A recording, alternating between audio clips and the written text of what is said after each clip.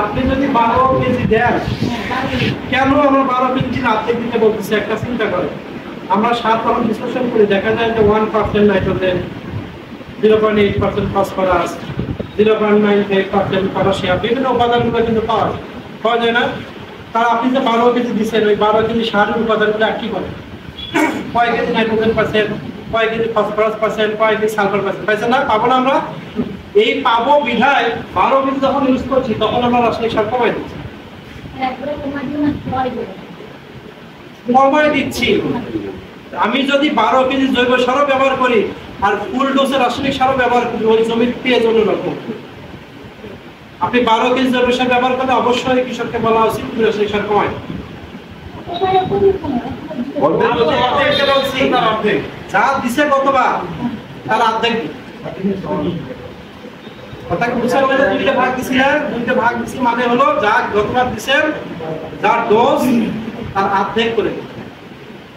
আচ্ছা, এটা হচ্ছে চাষের সময় নাকি জমি তৈরির সময় দিলাম? হ্যাঁ, মনে করেন যে 12 কেজি সার দিলাম, এটা অর্ধেক কমাই দিলাম ওই ফসলে যা লাগে। পরবর্তী ফসলে ওই তারও অর্ধেক হয়েছে, রাসায়নিক তারও অর্ধেক দিব নাকি? হ্যাঁ, তখন আর আমি কিন্তু এটা সাধারণত হিসাব করাই 12 কেজি। এটা হতো সাধারণত প্রথম বছরটা আপনি 50% করে দিলেন, প্রথম বছরে 3টা বছরও করে 50% করে সার। হ্যাঁ, কারণ এটা সাধারণত 4 বছর সময় লাগে জমিটা তৈরি। আমি যদি রাসায়নিক থেকে জৈব সারে রূপান্তর করতে যাই, একটা জমিতে কমপক্ষে 4 বছর, মানে 4টা ফসল করতে যেতে হবে। 4টা ফসলে গিয়ে আপনার ওটা টোটালি আপনি জৈব সারে করতে 4টা ফসলে 4 বছর, 4 বছর ইয়া। প্রথম বছরে 3টা ফসল হতে পারে, 4টা ফসল হতে পারে, কোথাও একটা ফসল হয়। এই জন্য 3টা ফসল হয়। তাহলে আপনি প্রথম বছর 3টা ফসল হয়। মনে করেন ধান, সবজি ধান, সবজিটা আপনি রাসায়নিক সার 50% করে দিচ্ছেন। একবারে 12 কেজি দিছি, আর দ্বিতীয় ইয়ারে যায়, দ্বিতীয় বছরে যায় আপনি 25%। জৈব সার দ্বিতীয় বছর তৃতীয় বছর জৈব সার ব্যবহার, 4টা বছর জৈব সার একই থাকবে, কিন্তু রাসায়নিক সারটা কমতে থাকবে। এখন এখানে আরেকটা কথা আপনার ভালো, এটা হলো যে আমরা যে উপরিপ্রয়োগ করি সার, রাসায়নিক সার উপরিপ্রয়োগ করি না। সবজি লাগাইছি, সবজি কি একবার সার দিলে হয়? ধান কি একবারে দিতে হয়? কখনো কিন্তু আপনি রাসায়নিক সার দিতে পারেন, কখনো অর্ধেক করে যা দিতেন সেটা অর্ধেক করে দিলে আপনার কাছে। মানে রাসায়নিক সার পূর্বে যেভাবে ব্যবহার করতাম সেভাবেই বা 50%। জি, হ্যাঁ, কারণ আমরা যে লেয়ারে যে স্লটে আমি ব্যবহার করতাম সেই লেয়ারে বা সেই স্লটে ব্যবহার করব বা 50%। কিন্তু জৈব সারটা বছরে একবার দিব রবি মৌসুমে, দ্বিতীয় বছরে যে আবার রবি মৌসুমে দেব। কিন্তু জৈব সার রাসায়নিক সারটা অর্ধেক দিব, যেভাবে আমি তার লেয়ারে দিই অর্ধেক। এটা হচ্ছে মূল। এখন এটা হলো ব্যবসার সাথে সাংঘর্ষিক। ওরা বলবেন যে বছরে খালি একবার সার মনে হয় না? ঘটনা হবে যে আপনাকে সব জিনিসটা জানতে হবে, ভালো জিনিসটা জানতে হবে, তারপরে ব্যবসা করতে গিয়ে কি হবে না সেটা পরে। এটা হলো রুলস, এটা হলো নিয়ম, আন্তর্জাতিক নিয়ম। তাহলে আমাদের দেশের নিয়ম, এটা আন্তর্জাতিক। এটার কারণ আপনারা জানেন। এখন ঘটনা হলো কৃষককে, এখন মজার ঘটনা, আপনার ব্যবসাটা বন্ধ হবে না। কেন হবে না? আপনার কৃষক 12 কেজি দিবেন, ওই কৃষক 3 কেজি, 5 কেজি, 7 কেজি দেবেন।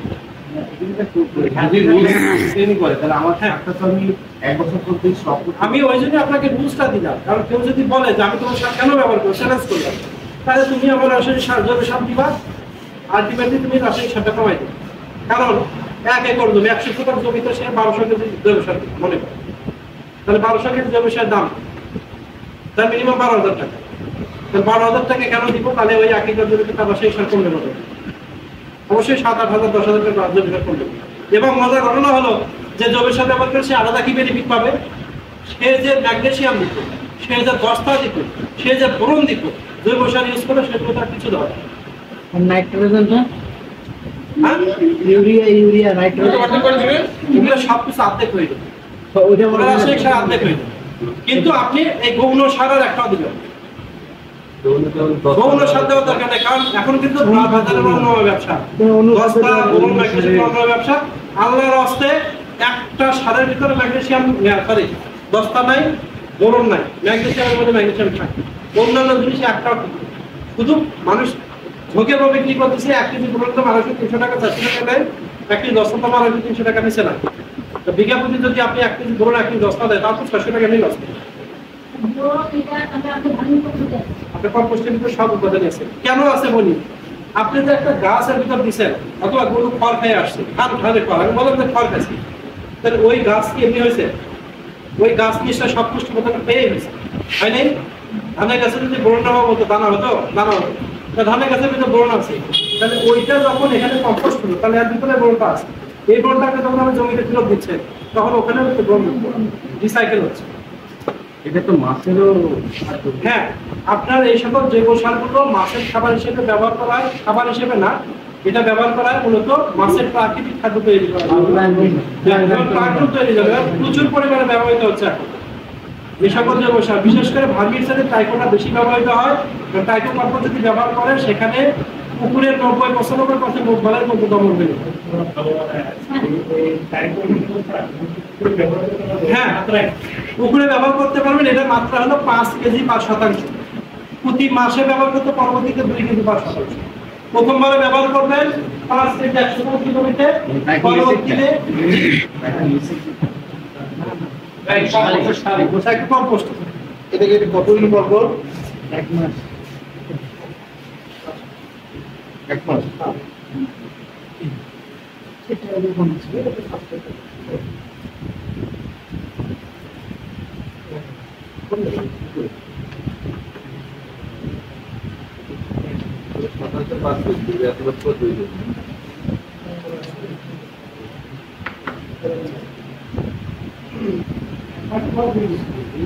হ্যাঁ, প্রতি মাসে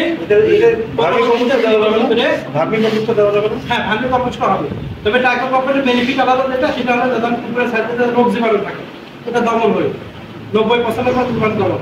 তো আমরা তো সবসময় চাই যে একটা জিনিস যাবে একাধিক কাজ হয়, আমাকে তো চ্যালেঞ্জ করতে হবে। এখন পুকুর আমাকে দিব আমি, তাহলে সে তো জিজ্ঞাসা করবে কেন আমি ওটা দিব, তা তোমাকে এই জন্য আমি দিলাম, তুমি দিয়ে দেখো তোমার যে রোগ জীবাণু দমন হয় তাহলে হবে। প্রথমবার 5 কেজি করে শতাংশ দিবে, পরবর্তীতে প্রতি মাসে 2 কেজি করে বছর কেজি দিতে হবে, প্রতি মাসে একবার করে কন্টিনিউ চলবে। প্রাকৃতিক খাদ্য তো তৈরি হবে, মাছ খাবে, আবার দিয়ে দিতে হবে। আমরা রাসায়নিক সার ইউজ করতে হবে না, ওটা রাসায়নিক সার যদি প্রথম অবস্থা দিয়ে প্রথম সময় লাগে, কিছুদিন পরে দেখা যাবে যে এরকম যদি হয়। রাসায়নিক সার নির্ভর করে কার উপরে, মাছের প্রাকৃতিক খাবার কিভাবে তৈরি হচ্ছে। যদি দেখা যায় ঘন সবুজ হয়ে গেছে বা হালকা সবুজ হয়েছে, তখন আর রাসায়নিক সার বন্ধ। ঠিক আছে, এটা নির্ভর করে হলো সানলাইটের উপর। রোদ যদি বেশি থাকে তাহলে পুকুরে বেশি খাবার তৈরি হয়, রোদ কমে গেলে খাবার কম তৈরি। শীতকালে কিন্তু পুকুরে খাবার তৈরি হয় না, আমরা দেখেন পানি কিন্তু নষ্ট হয়, মাছ নষ্ট হয়ে যায়, কারণ ওই সময় তাপমাত্রা কম। কারণ তাপমাত্রা কম কিন্তু ফ্যাক্টর না, ফ্যাক্টর আসলটা কি? আসলটা হলো সূর্যের আলো যদি না পড়ে তাহলে ফাইটোপ্লাঙ্কটন খাবার তৈরি করতে পারে, পানিটা ফ্যাকাশে হয়ে যায়। শীতকালে দেখেন সূর্যের আলো কম থাকে, যেটুকু থাকে সেটুকু যথেষ্ট হয়, এই জন্য সমস্যাটা হয়। আর সূর্যের আলোটা পানির ভিতরে ঢুকতে পারে অল্প, এই জন্য নিচের দিকে যে প্লাঙ্কটনগুলো থাকে ঢুকতে পারে। ঠিক আছে, এই জন্য শীতকালে কিন্তু মাছের খাবার কমে না, মানে মাছের রোগ বালাই হয়, দেখবেন মাছের গ্রোথ কমে যাচ্ছে, পানি সাদা হয়ে যাচ্ছে।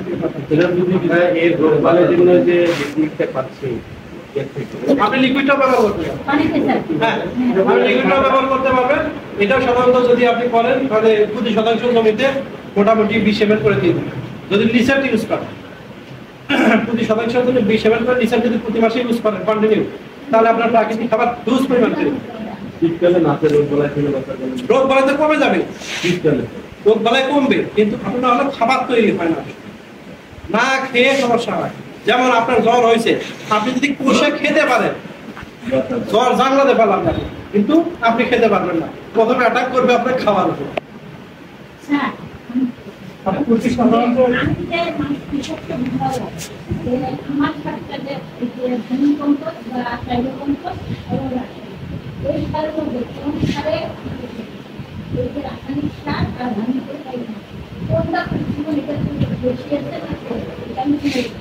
জৈব সারের ক্ষেত্রে সকল সারের পুষ্টি উপাদান আমরা ধরেই নেই একরকম, যদিও ট্রাইকো কম্পোস্টে পুষ্টি উপাদান বেশি বলছি, এটা কিসের উপর নির্ভর করবে?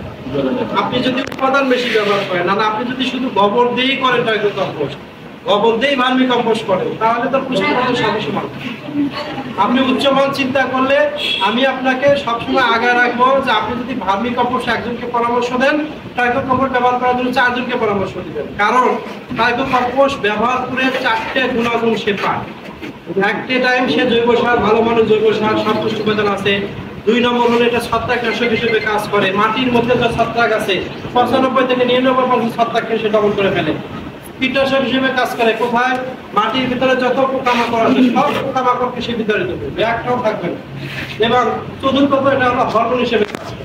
তাহলে একটা জৈব সার যদি 4টা কাজ করে, তাহলে আমরা কেন সেই জৈব সারের পক্ষে নিব? ভার্মি কম্পোস্ট দিয়ে আপনি কি পাবেন? হ্যাঁ, জৈব সার পাবেন, ভালো মানের জৈব সার, হ্যাঁ ওকে।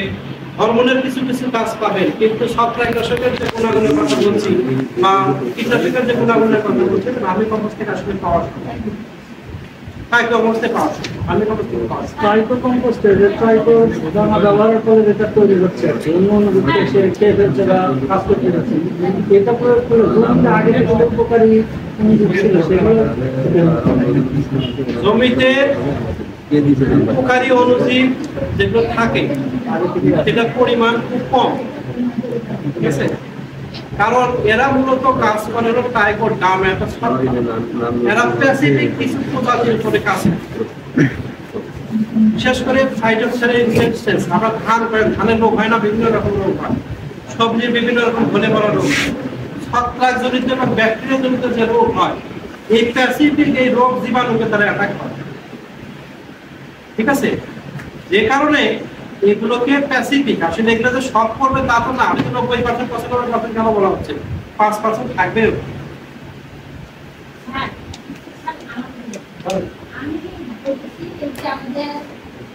রাসায়নিক সারের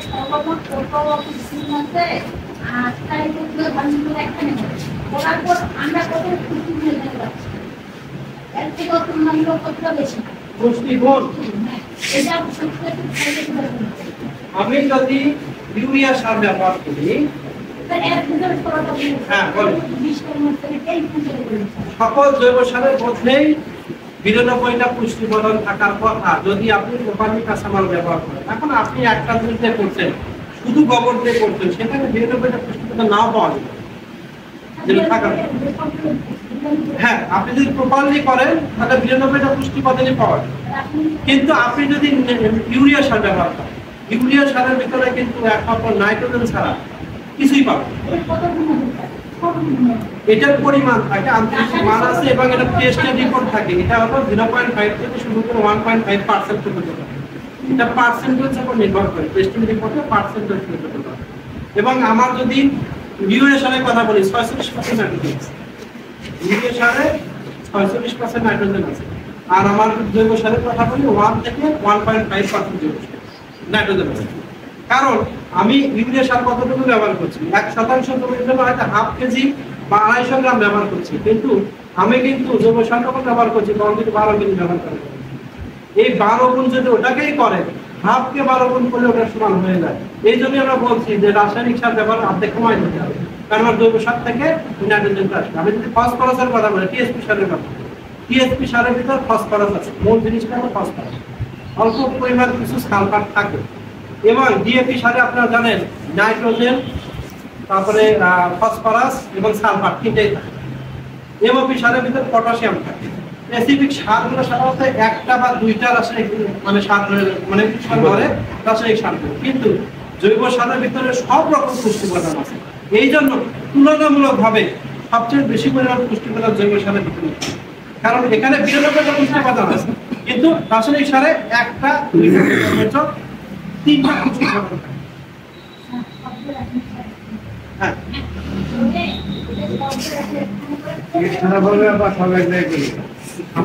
আপনি বুঝলেন আরেকটা এইভাবে প্রশ্ন করলে কি আপনি এখন আপনার বলেন তো দাদা।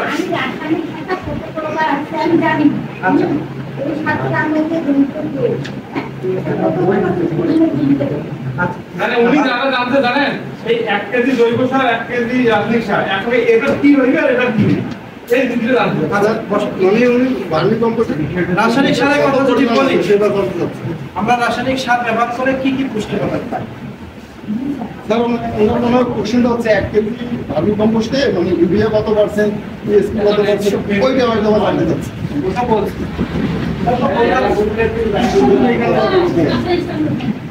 আচ্ছা, এটা হলো যে আমরা বাজারে যে রাসায়নিক সারগুলো পাই, কি কি সার কি কি পাই? Urea, TSP, MOP, DAP, magnesium, sulphur, zinc, boron. আমরা ইউরিয়া, টিএসপি, এমওপি, টিএসপি অথবা ডিএপি একই জিনিসই উপাদান ট্রাইঅ্যামোনিয়াম। হ্যাঁ, আগে এসএসপি পাওয়া যেত, টিএসপি এর সাথে আগে এসএসপি পাওয়া যেত। তো টিএসপি হোক ডিএপি হোক, এদের মধ্যে একই উপাদান। এখান থেকে নাইট্রোজেন, ফসফরাস, তারপরে পটাশিয়াম তিনটা, ম্যাগনেসিয়াম চারটা, সালফার পাঁচটা, জিঙ্ক ছয়টা, বোরন সাতটা। এই পর্যন্ত আমাদের দেশে বাণিজ্যিক ভিত্তিতে 7টা রাসায়নিক উপাদান পাওয়া যায়, শুধু 7টা পাওয়া যায়। কিন্তু আপনি যদি জৈব সার ইউজ করেন সেখানে 92টা পুষ্টি পদ্ধতি পাবেন।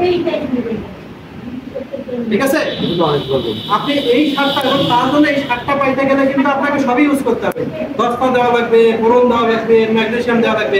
কিন্তু আমরা কি করলাম, আমরা নাইট্রোজেন, ইউরিয়া, টিএসপি এবং দিতে বলছি, আর বাকি কোনো কিছু দিতে বলি নাই। কারণ হলো আপনার জৈব সারের মধ্যে সবই আছে, সব উপাদানই পাবে, শুধু 3টা জিনিসকে আপনি সম্পৃক্তভাবে আপনার মতো করে দিচ্ছেন। আপনি 50% করে দিচ্ছেন। এই 3টাকে বলা হচ্ছে মূল, সবচেয়ে বেশি পরিমাণে লাগে, আর বাকিগুলো হচ্ছে মূল। আরেকটা উপাদান কিন্তু খুব লাগে, যেটা পাওয়া যায় না, সেটা হলো যে আমরা দেখি যে যখন ধান গাছে অতিরিক্ত নাইট্রোজেন হয় বা পিএইচ বেশি হয়, ধান পড়ে যায় না, পড়ে যায়। পড়ে গেলে আমরা কি পরামর্শ দিই? নরমালি পটাশ ব্যবহার করি। পটাশ ব্যবহার করলে গাছটা শক্ত হবে, মজবুত হয়, তাই না? এরকম পরামর্শ দিয়ে থাকে। আসলে পটাশ দিলে কি হয়? পটাশ কি খায়? গাছ কি পটাশ নিতে পারে? জিনিসটা হলো যে এটা একটু লজিক্যালি বিষয় আপনাদের একটু বোঝায়। বিষয়টা হলো যে গাছের জন্য একটা পুষ্টি উপাদান খুব বেশি পরিমাণে দরকার, সেটা হলো ফসফরাস বলি বা সালফার বলি, তাদের সাথে বেশি পরিমাণ দরকার, সেটা হলো সিলিকন।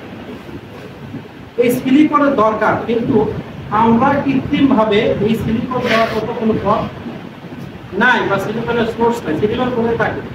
বালির ভিতরে সিলিকন। এই বালি তো আর জমিতে দেওয়া যায় না। আর বালির ভিতর যে পরিমাণ সিলিকন থাকে, এই সিলিকন দিয়ে 91 মাইক্রনের একটা ধান গাছের 91 মাইক্রন এই সিলিকন দরকার, সেটা কম করা যায়। যে কারণে কি করা হয়, এখানে যে আমরা পটাশ সার প্রয়োগ করি, এমওপি সার প্রয়োগ করি, এমওপি সার তাকে ওই সিলিকন গ্রহণের সহজ।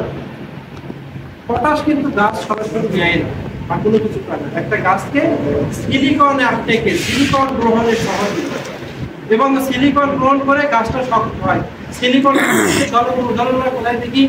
ধানের গাছ দেখছি না, ধানের গাছ, গমের গাছ, ভুট্টার গাছ দেখছি না, খড় করে দেখি না। বালি কেমন? বালিও খড় করে। ধানের গাছ কেমন? খড় করে। ভুট্টার গাছ খড় করে, গমের গাছও খড় করে। এই খড় করে অংশটা কিন্তু মূলত সিলিকন। এই সিলিকন কিন্তু গাছের জন্য খুব দরকার, গাছকে শক্তভাবে দাঁড়িয়ে রাখার জন্য দরকার। এবং এই সিলিকনের অভাব পূরণের জন্য আমরা সাধারণত এমওপি সার দিই। ঠিক আছে, এবং আমরা যে আমাদের জৈব সারে কলা গাছ প্রয়োগের কথা বললাম, কলা গাছ দেওয়ার উদ্দেশ্যটা হলো এই পটাশিয়ামের ঘাটতি পূরণ করা। পটাশিয়ামের ঘাটতি পূরণ হলে সিলিকনের ঘাটতি পূরণ হবে। এবং জৈব সারে এই যে আমরা বলতেছি খড়, গরুর গোবর কেন বলতেছি? গরুর গোবর মানে হলো গরুর খড়, গরুর খাওয়া ঘাস, তাই না? ঘাস এবং খড়ের ভিতরে কিন্তু প্রচুর পরিমাণে সিলিকন থাকে। যে খড়টা খায় সে খড়টাও তো সিলিকন। আপনারা দেখবেন যে কোনো কোনো এলাকার ধান এক কমল উঁচুতে কাটে, কোনো এলাকাতে একবারে গাছের গোড়া পেরে কাটে। যারা গোড়া পেরে কাটে ওখানে ধানের গাছ কিন্তু মজবুত হয় না, সারা জীবন দুর্বল হয়, একটু বাতাস দিলে পড়ে যায়, বিভিন্ন কিছু হয়। আর যারা এক কমলে কাটে দেখবেন যে ঝড় বৃষ্টি যত হয়ে যায় ধানের গাছ পড়ে না। এবং ধান কাটার পরে ধানের গাছ পড়ে এত শক্ত, তারপরে হাঁটতে পারবে, পায়ের খোঁচা লাগবে। তার পিছনে কারণ হলো যে ওই যে ধানের গাছটা রেখে দিচ্ছে ওইটা কিন্তু সিলিকনের স্টোর, ওই সিলিকনটা মাটিতে থেকেই যাচ্ছে, পরবর্তী ফসল আবার নিচ্ছে। যেটা মানুষ ঘোরা বেড়ে ধান কাটছে, মাটিতে সিলিকনের পরিমাণ ধীরে ধীরে কমে যাচ্ছে, গাছ ধীরে ধীরে আরো দুর্বল হয়ে যাচ্ছে। কারণ গাছের গঠনের একটা মূল উপাদান সিলিকন, এই সিলিকনটা দরকার। এবং আমরা যদি জৈব সারে এই যে গোবরটা ইউজ করি, তাহলে মাটিতে অনেক পরিমাণ সিলিকনটা তৈরি হবে, যেটা রাসায়নিক সার প্রয়োগ করে কখনো এই সিলিকন তৈরি করা সম্ভব নয়। খুবই উপকারী, আগে উপকারী না আর লিসেটটা দিয়ে সংযোগ করবো প্রতি মাসে টাকা 20 প্রতি লিটার, প্রতি সপ্তাহে 20 করে প্রতি মাসে টাকা। আর উদ্ভিদের যে 10 ml করে প্রতি লিটার স্প্রে করলে ওই বোতলে কত ইউজ করতে হবে? এটা হলো যে শোনেন, জমিতে ঔষধ দেওয়ার ক্ষেত্রে সতর্কতা হলো যে আপনার প্রয়োজন আছে কিনা। আপনার প্রয়োজন নাই, আপনি কি করবেন? আপনি ভাত রান্না কয় বেলা খায়? 3 বেলা খায়, তাই না? আপনি কি এরকম হয় যে প্রতিদিন 5 বেলা খান? যখন প্রয়োজন হবে তখন দেবেন, প্রয়োজন না হলে কোনো কিছু ব্যবহার করার প্রয়োজন নেই। আমাদের উৎপাদন করতে লাগে নাস্তার বেলা ভিটামিন সি বাদ দিতে হবে, রাসায়নিক সার জৈব সার দিলেই হবে। উপাদান যুক্ত করার সময় আপনাকে মাথায় রাখতে হবে যে আমাকে ফসল উৎপাদন করতে গেলে খরচ কমাতে হবে। ইকোনমিক্যাল থিং, আপনারা এখানে আসছেন কমার্শিয়াল থিং, তাই না? বাণিজ্যিক উৎপাদন, আপনাকে খরচ কমাইতে হবে। খরচ কমাইতে গেলে আপনাকে একজন কৃষককে আপনি বলতেই পারেন যে ভাই আপনি 7 দিন পর দেন, আপনার বিজনেস খুব ভালো হবে, কিন্তু ওই কাস্টমার আপনার কাছে থাকবে না। আপনি ওকে একবার দিয়ে বলেন যে ভাই দেওয়ার দরকার নেই, যদি সমস্যা হয় তখন দিবেন। ওই কৃষক আপনার প্রতি খুব কনফিডেন্স বুঝলেন না, এটা আমার পক্ষে কাজ করছে, ভালো জন্য কাজ করছে, এটাও টেকনিক। ঠিক আছে, সুতরাং মানুষকে উৎসাহ দিতে গেলে আপনাকে তাদেরকে কিছু দিতে হবে।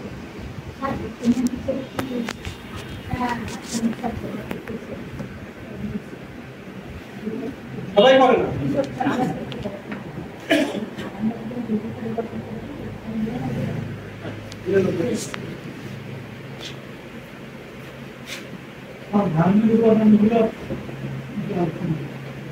ভার্মি কম্পোস্টে আপনি কি ব্যবহার করতে পারেন? প্রধান কাঁচামাল হলো ব্যবহার, এর বাইরে যেটা ব্যবহার করতে পারেন সেটা হলো যে কচুরিপানা ব্যবহার করতে পারেন, কচুরিপানার দাড়ি ছাড়া। কোনো জায়গা থেকে কিন্তু কচুরিপানার দাড়ি ব্যবহার করা যাবে না, দাড়ি কিন্তু পচে না, কালো হয়ে যায়, আমার সেটা একবারে বারোটা বাজে যায়। কচুরিপানার নিচের অংশ ছাড়া গোড়ার থেকে ভিতর থেকে ওপর অংশ খুলে নিতে হবে, এটা ব্যবহার করবেন, যেটা একবারে খুবই ব্যবহার করা যাবে। তবে এটা সরাসরি ব্যবহার করবেন না, এটাকে আমরা বলছি যে বস্তাতে তুলে এটা হাতে বাড়িতে মধ্যে রেখে দেন, আর 7-10 দিনের মধ্যে এটা কিন্তু কমে যাচ্ছে। আমরা যে ধান গমের স্প্রে দেওয়ার আগে ওর নিচে কি আমরা সবুজ লতা পাতার যে একটা স্তর তৈরি করে দেওয়া যাবে কি? বুঝলি নাই কথাটা? মানে আমরা যখন গোবরটা দিতে চাচ্ছি ওই বেডের নিচটাতে সবুজ গাছের লতা পাতা একটা স্তর করে দেওয়া যাবে কি? কোনো সবুজ জিনিস কম্পোস্টে ব্যবহার করবেন না। কি হবে? সবুজ জিনিসকে পচাইতে গেলে সেটা ল্যাকটিক অ্যাসিড তৈরি হবে। আপনারা জানেন সাইলেজ যারা করে, সাইলেজ করতে গেলে কিন্তু ওখানে সিটাগুলো ইউজ করা হয়, সিটাগুলো এবং সাইলেজ মিক্স করে প্রেসার দিয়ে রাখা হয়, ওখানে ল্যাকটিক অ্যাসিড তৈরি হয়। ল্যাকটিক অ্যাসিড হাজাবো অ্যাসিড, উপকারী হাজাবো। এটা যদি আপনার ভালো কম্পোস্ট নিচে তৈরি হয় তাহলে ওই এলাকাতে কিন্তু যাবে। ঠিক আছে, আপনি ব্যবহার করতে পারেন পচা কলা গাছ, যেটা বললাম যেভাবে কচুরিপানা